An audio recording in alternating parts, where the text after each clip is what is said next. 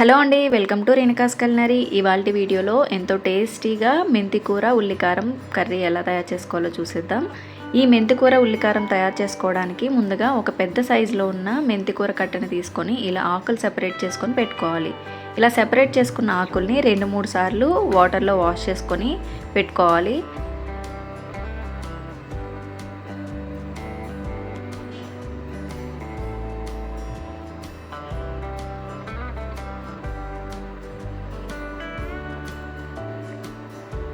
ఇలా వాష్ చేసుకున్న తర్వాత ఒక ప్లేట్లోకి తీసుకొని పెట్టుకోవాలి.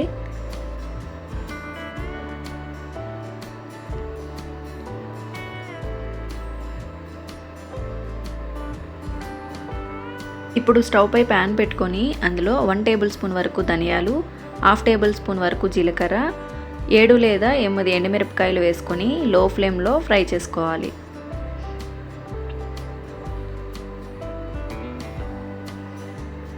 ఇలా ఫ్రై చేసుకున్న తర్వాత స్టవ్ ఆఫ్ చేసుకొని పూర్తిగా చల్లారిన తర్వాత ఒక మిక్సీ జార్లో వేసుకొని ఫైన్ పౌడర్ లాగా గ్రైండ్ చేసుకోవాలి.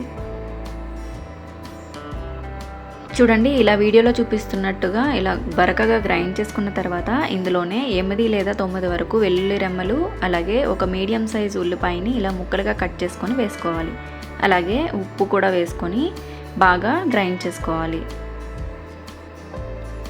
మరీ మెత్తగా కాకుండా మరీ బరకగా కాకుండా ఇలా మీడియంగా గ్రైండ్ చేసుకుంటే తినేటప్పుడు ఆనియన్స్ పంటికి తగిలి చాలా టేస్టీగా ఉంటుంది.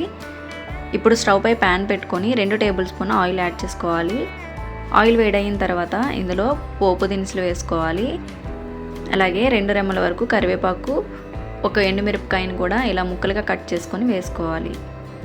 ఇలా పోపు మొత్తం బాగా ఫ్రై అయ్యాక ఇందులో ముందుగా వాష్ చేసి పెట్టుకున్న మెంతికూరను వేసుకొని బాగా ఫ్రై చేసుకోవాలి.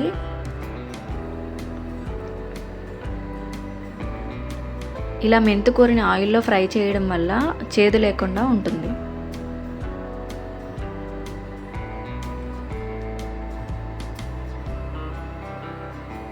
చూడండి, మెంతికూర మొత్తం బాగా ఫ్రై అయిపోయింది కదా. ఇప్పుడు ముందుగా గ్రైండ్ చేసి పెట్టుకున్న పేస్ట్ని వేసుకొని ఒకసారి బాగా కలుపుకోవాలి.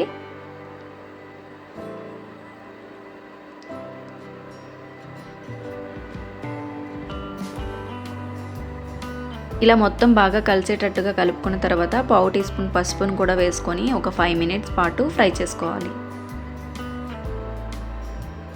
చూడండి, ఉల్లికారం, మెంతికూర మొత్తం బాగా ఫ్రై అయిపోయాయి కదా. ఇప్పుడు ఇందులో ఒక పెద్ద సైజు టమాటాని ఇలా ముక్కలుగా కట్ చేసుకొని వేసుకోవాలి. ఇలా ఒకసారి మొత్తం బాగా కలిసేటట్టుగా కలుపుకున్న తర్వాత మూత పెట్టి ఒక 5 మినిట్స్ పాటు టమాటో మొత్తం మగ్గేంత వరకు మగ్గించుకోవాలి. చూసారు కదా, 5 మినిట్స్ తర్వాత మూత తీసి చూస్తే టమాటో మొత్తం బాగా మగ్గిపోయింది. ఇప్పుడు స్టవ్ ఆఫ్ చేసుకొని వేడివేడి అన్నంలో సర్వ్ చేసుకొని తింటే చాలా టేస్టీగా ఉంటుంది. ఈ రెసిపీ మీకు నచ్చినట్లయితే ప్లీజ్ లైక్ చేయండి, షేర్ చేయండి. అలాగే మీరు కూడా ట్రై చేసి ఎలా వచ్చిందో కామెంట్ బాక్స్లో కామెంట్ చేయండి. Thank you for watching.